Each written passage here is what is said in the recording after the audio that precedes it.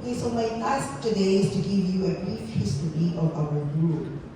Well, it started 9 years ago when we visited my nephew Carl, the apo of the late Pastor Larry Fair in Enlac.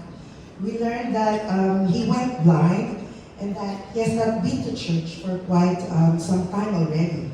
So we decided to form a group for Carl to be able to attend church and at the same time do ministry together. Thus, GC4 was formed. So while we volunteered to sing in churches, our family would tag along. Would you believe that we used to ask friends to invite us to sing in their church?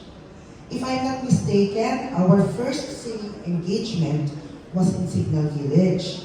We did not even have a pianist then, so we asked someone from the congregation to play for us. Since our family would always join us in going to other churches, we decided to let them sing with us. Since then, the GC4 became the GC Ensemble. Our group has flourished over the years. From a group of 4, became 10, then 12, 14, 16, 18, and now 39. Yes.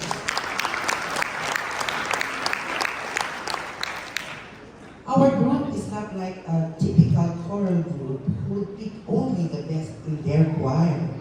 Ours is more focused on members who are dedicated and committed to serving the Lord, and those who needed refuge from the cruelty of the world. GCE is composed of family and friends. Each of us is a living testimony on how God worked in our lives. We thank God for giving us the opportunity to be an instrument of His peace and love through the gift of music.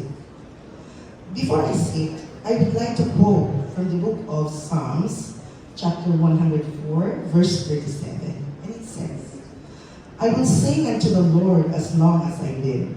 I will sing praise to my God while I have